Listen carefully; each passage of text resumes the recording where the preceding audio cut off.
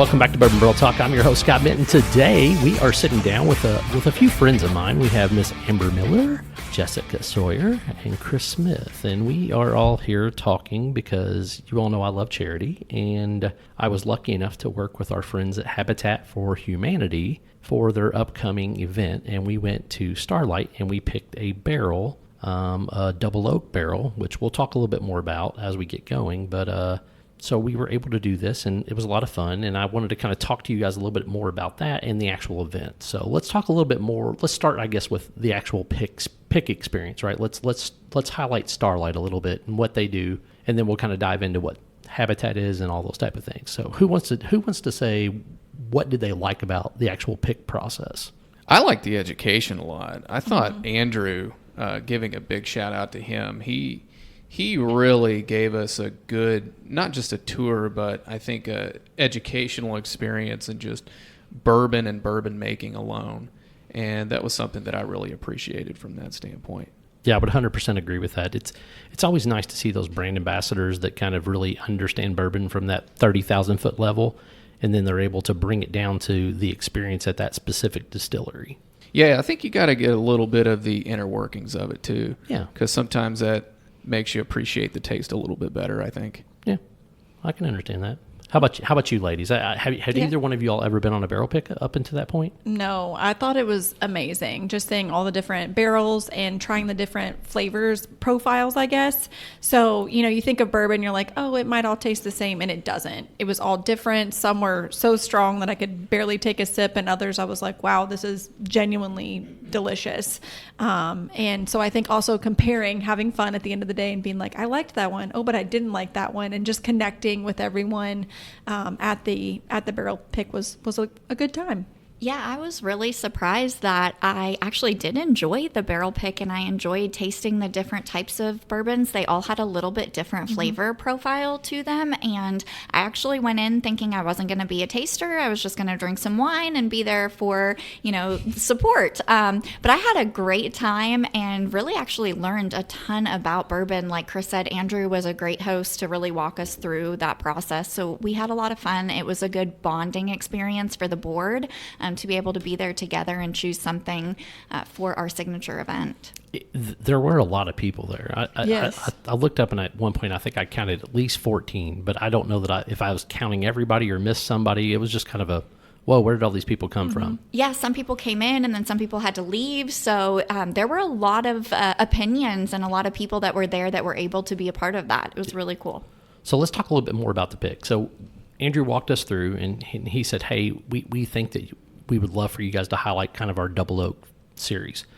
And I've always loved their double oak series. As a matter of fact, the second barrel pick I ever did with Starlight was one of their double oaks. So when he told us that, I was like, all right, great. And then he was like, oh, with a twist, we're going to do this. And it was a reversed aged bourbon, which is not typical how most people double oak it. So it started in a French oak cask, which I think he said was a Baron cask out of the Limousin region, which is more of that central France region. And those are typically used for cognac, Armagnac, things like that. And then also maybe some heavy, like more robust wines like Burgundy or Bordeaux. Starting in that, I was expecting something totally different when we tasted through those barrels. And I think we tasted through, 6 that day? We did. Mm-hmm. And then they threw in a couple of extras. Yeah, a couple extras just for tasting, but were not available for selection. Right. So, and that's always really, really neat when you get to try some of those extra things, because they're usually special things, but they're not available yet. Yeah. So kind of a neat experience. So we narrowed down on this specific one, and there was one from the Nevers region, one from a couple of other regions. If I don't remember all of them, but anyway, we really, really narrowed down to two barrels. So do you remember what you liked or didn't like about this specific one? I mean, I just like how smooth it went down. It wasn't caught in my throat or anything. Like, I just felt it was a very smooth drink and likable. Yeah, I agree. Normally, I'm not a bourbon person, like I said, but when I took this, I savored it a little bit. It went down smooth, but then you still got those after notes of the oak, and I could really taste that and was surprised by how much I liked it. Yeah. So with French oak, typically you want to let them kind of breathe a little bit. So you want to get them in a glass, let them sit, let them open up. And I don't know why that is. I think it has something to do with the heavy oak tannins. And it gives you an opportunity to be able to kind of let it like breathe. Like I think with a good Burgundy or a Bordeaux, you would typically let those breathe for a while you're sitting on the table. So I think that's the same thing that's going to happen here.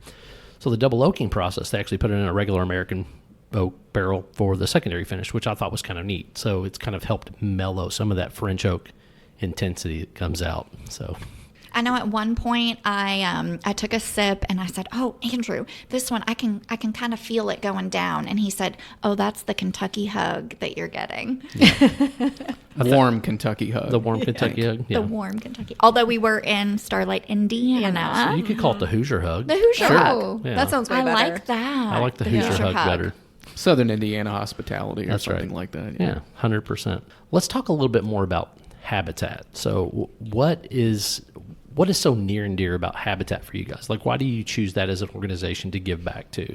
Like, I was just glad you all chose me to come out and help out, right? Like, and I know a little bit about Habitat, but I don't know a ton. So tell us a little bit more about that. Yeah, so there's like a little bit of a misconception out there that Habitat provides a free home to home buyers or home applicants, and that's actually not true at all. So Habitat provides opportunities to those that seek those opportunities, and so the reason why I feel very passionate about giving back to Habitat is it's not a free home. It's not easy work at all. It's hard work for those home buyers, and so the way that this works is, people will come in, they have to meet certain underwriting qualifications. They, of course, have to have the ability to repay. But this is also for those that are seeking affordable housing that maybe haven't had as many opportunities presented to them. And so Habitat is able to work with these home buyers and develop a budget, a financial plan. They have to spend 250 sweat equity hours. And so that's either on site building their home or one of their neighbors' homes,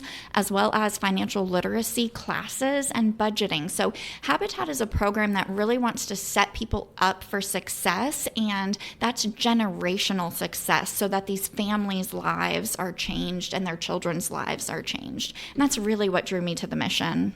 Gotcha. Now, Amber, are you helping plan the event itself, or are you part of Habitat's board? How did you get sucked into this whole thing? So I'm not on the board. I am actually the event planner. This is the second year for the event. However, I have been involved in years past with Women Build. So I was recruited to be a volunteer many years ago through my past employer. And it was just a great way to, one, give back. You're not just giving money, but you're giving your time and you're learning a new skill. So like I learned how to use a nail gun, which is scary. Sweet. I want to use a nail gun. Nail guns are awesome. Come on. You're not lying. To paint a house, and you're doing it with other women, and you're also usually the home buyer is there too, like you said, Jessica, putting in those sweat equity hours. So you feel like you're giving back in the most incredible way, because again, you're not just giving like money to an organization. You're there and you're seeing it being built in real time, and you have that sense of accomplishment at the end. So I have been involved for many years. I would go to the past events, which was what we called a house party, and we decided a couple years ago to kind of change it up and make it more of an elevated event, which is how we came up with hard hats and high heels, and how we're now in our second year for that event. Hard hats and high heels. Yeah. That sounds so fancy. And it's business casual. Like, we want everyone to be able to come and have a good time after work. So while we're trying to elevate it and make it fancy, it's really still fun and an impactful evening. And this year, and I don't want to get too far ahead, but we are doing a panel discussion with some of our Habitat home buyers. So you get to hear their story, and really just understand why and how they got to where they were. So we're really excited to share that this year. Well, that's cool. And it's at the Mansion 1886? Yeah, that is correct, in downtown New New Albany. Albany. Is the event? It is on Wednesday, September the 17th.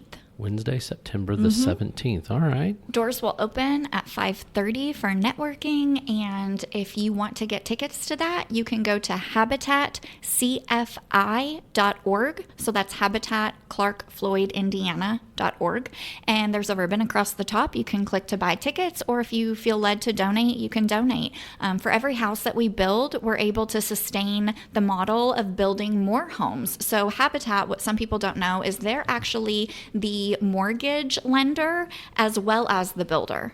So they keep the mortgage and they service the mortgage, and then those home buyers pay a mortgage back to Habitat. And so it's a 30-year mortgage at 0% interest. And so again, again, not a free home. These home buyers are really, truly earning it. But we do need the public support to help with this. As bankers, that is a very attractive rate. Absolutely, Scott. Absolutely. Or is it? I love free 30.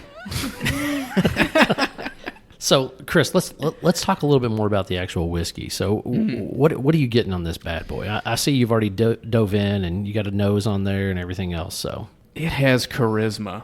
I really like it. When I first tasted it, I could just think silky for some reason when it went down. Yep. That was the first thing that came to mind. When I smelled it, the aroma was very much charismatic, though.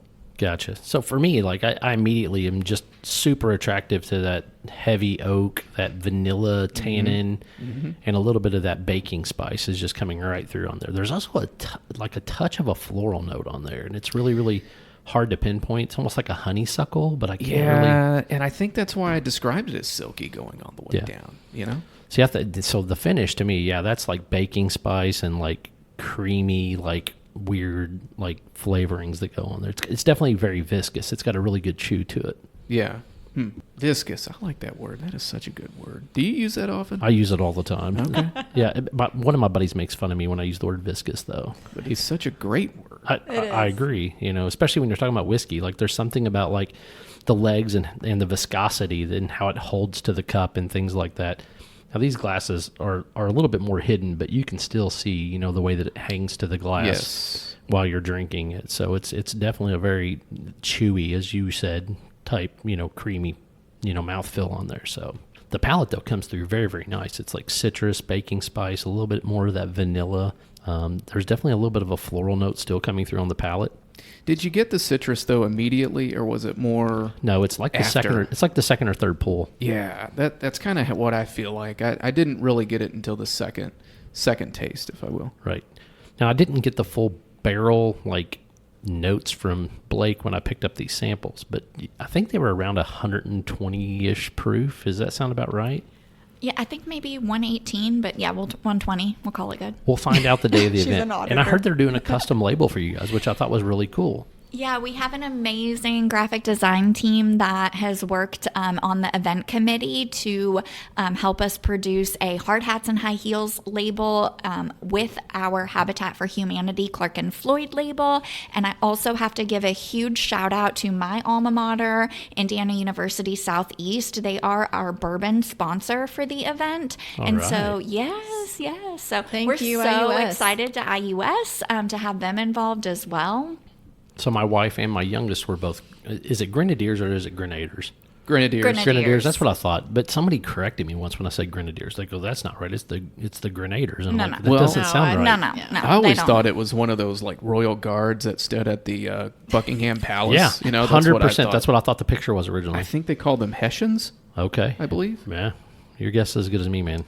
Blast from the past. That's right. You're the smart guy in the room, not me, man. That's not true. So let's dive back into the event. How does bourbon tie into it? What was your thought process of like, hey, let's do a barrel pick? Like, why did we do this? Like, I've done probably 15 of them now at this point with different organizations across the country. But like, why did Habitat decide to do that? Oh, thanks for asking this question. So we've been to a lot of events. We, we're event people. And so we go to these events and we see bourbon pulls at all of them. And you literally never know what you're going to get. You could get a cheap bottle or you could get a great bottle, but you don't know. And so one of our board members, actually our board president who just rolled off, Chelsea Gardner, shout out to her, she brought this opportunity to us and said, we could actually, instead of doing a bourbon pull where everyone gets something different, we could do a bourbon pick where we select the bourbon and we know they're getting quality product every single donation. So we will not be selling these bottles, but if you give a donation, then you can take home one of these wonderful bottles at our event. And if you really want to get in touch with me and get one after the event, we could probably still make that happen too. Mm-hmm. Gotcha. So how much are the bourbon pulls going to be? Do you know that yet? Have you all already decided the pricing on that point? For the donation? Yeah, a $100 donation will get you this lovely bottle of bourbon. And like Scott, you can talk to the Authenticity. Authenticity. Thank you. Authenticity of this bourbon and just like how the quality of the product. Starlight doesn't put anything out that's not a good quality, but this I think has even elevated that much more. So I was really excited. They obviously worked with us as a nonprofit in order to pull some of the best bourbons that we could select from. And so we are so grateful for the partnership that Starlight has done with Habitat. And we're excited to be one of the first few events that are having these bourbon picks at their event. We're starting to see it more, but this is the first one that I will have attended. It's an exciting thing to do, right? Like I said, I've done quite a few of them. Most of them have been in Kentucky with different distilleries. We've done a few with Starlight, and then we did one for VOA. We did a few for their Education Foundation. Funny enough, 2 of those were all during COVID, like when no money was around. I worked with Jamie Ogles on the one we did with VOA, which was a really cool opportunity. But it's just really neat when you look at like how these things all work and how they all kind of come together. Now that one was actually, we just had people make donations to our club, and our club bought the barrel, and then we donated all, basically the proceeds after that back out to VOA. So that was the easiest way to do that. Well, thank you for that, because I am a newly elected VOA board member as well. And so very supportive of that mission as well, not to take away from Habitat, but I just appreciate all of your philanthropic work that you do, Scott. Yes. We try to do a little good in the hood. That's what I always tell people. So. Well, thank you, Scott. I mean, for your expertise, like going with us to pick the barrel. And I felt like I was smart and cool when I looked at you and you were like, this is a good bourbon. And I was like, I think so too. Like I felt I was picking the right thing when we were all kind of agreeing on like the final 2 for our selection. It's funny, like a lot of people, even if you don't drink bourbon, like the more you drink it, the more you kind of understand it, and it's just like wine, right? Like the first time you drink wine, you're like, man, it's okay. I mean, I like it. Or the first time you drink beer even, right? Like the more and more you try something, the more appealing it becomes, and the easier it is to drink it. And it's also easier to start picking up tasting notes and picking up, why do I enjoy this? So I think that's what makes it really, really neat, is that whole experience. And then when you see people that really understand it, and then when you start to see the lights go off, right? Like when I'm talking to somebody and I start talking tasting, I say, oh, I do get that. And I'm like, yeah. And then I don't always like to do tasting notes because I'm afraid I'm going to influence somebody in what they're doing. But at the same time, sometimes it's like, what am I tasting? Do they taste the same thing? Like me and one of my buddies, Johnny, we always have conversations back and forth, and he's probably got one of the more sophisticated palates of the guys that I kind of do the podcast with and we talk with. But his notes are always like, so out in left field. Like I get like this dark fruit, and then he's so specific about like what dark fruit that he's getting, right? And so I always laugh that everybody's a little bit different, and everybody's tasting notes are not going to always be the same. So it's definitely a neat experience, and then when you can walk people through that process, it's always a little bit more fun. I appreciated that so much about you, Scott. We obviously invited you there as a bourbon expert to lead us and guide us. And when we did our first couple of tastings, we all looked to you to say, okay, what do you think? Good, bad? What do you think? And you said, why don't you tell me? And you wanted to get our thoughts first before influencing. And so I appreciated that. And I think at the end of the day, we all ended up selecting the same one and kind of had that that majority vote that won. And it was also what you had selected. Well, let's not fool ourselves. Chelsea's been on a few picks, so yeah, she definitely knows whiskey, and we had some good people there. I mean, Chris he's never been on a pick, but he's drank with me enough and with other people. I'm sure he understands good people. You have to, be deadly to describe something, and that's very good. Yeah, for sure. Well, and I think ultimately we wanted to select a bourbon that was not only unique, but that would fit any palate, no matter what you typically liked, that when you poured it, you were like, okay, I can enjoy this. And if you're not a bourbon drinker, it's still a beautiful bottle with a beautiful label that you can put in your home or gift to someone. So I do think, like, even if you don't drink bourbon, it is a great gift or something that you can just say, hey, I donated and I support Habitat, and keep it on your bar at home. And I think Starlight was going to put together some extra bottles for you guys to do like a signature cocktail the night of the event.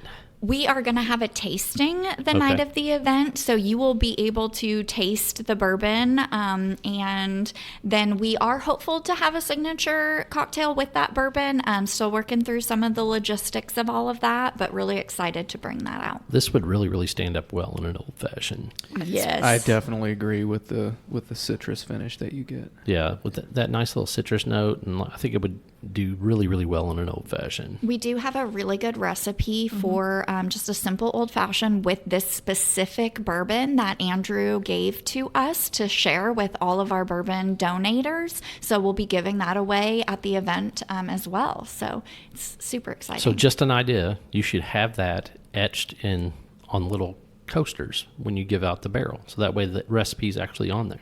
Good I bet Maker 13 would do that for you. We've got Maker 13 in the works doing some things for us, so I might just have to hit John Riley up again and say, hey, we're here again. And I might know somebody at Amazon that might be able to donate the coasters themselves too. So we'll talk a little bit more after the show. Yeah. So Well, you can etch some glasses over there too, right? you could do Yes. glasses. We've done that before. That's the cool thing about Maker. They can do a lot of different things. To me, Anything. just the coaster is just really cool, especially if it has the recipe. Because we did one with them actually for their event. We picked a VDN, which you all remember trying late in the afternoon, the one that's the white wine macerated with oranges. And we did a pick for the Maker 13 folks, and we put a cocktail recipe actually on, and it looked like a glass that was kind of, I guess, charred or whatever. What do you, when you laser it in there, etch it. So when we laser etched it onto the coaster, it had like a glass, and in the middle of the glass had the recipe for the cocktail of the day. So I know they can do it. That's fun. I'm going to tell them Scott sent me. That's fine. You can tell them I sent you. Perfect. I'll text John and tell him you might be getting a phone call. All right. Is there anything else we should cover? Or is there like some other tidbits that you want people to know about the event, or like if there's other ways they can donate, or is there going to be a silent auction, anything like that we need to talk about before we There close will be this out? all of the things at the event. So come ready to have fun. There will be, heads or tails. We'll have a silent auction. We also have a live auction. And we are really excited about the items that we're bringing. So it's going to be a great event. Again, September 17th, Wednesday night, doors open at 5:30. Again, you can go to habitatcfi.org and buy your tickets there or donate through that link as well. Well, I think that's our episode of Bourbon Barrel Talk. If you want to find us, you can find us on Facebook, the Instagram, or the X. Make sure you hit the subscribe button. That way you get our episodes as soon as they drop on Sunday mornings at 6 a.m. This is Scott, Amber, Jess, and Chris signing off. Peace.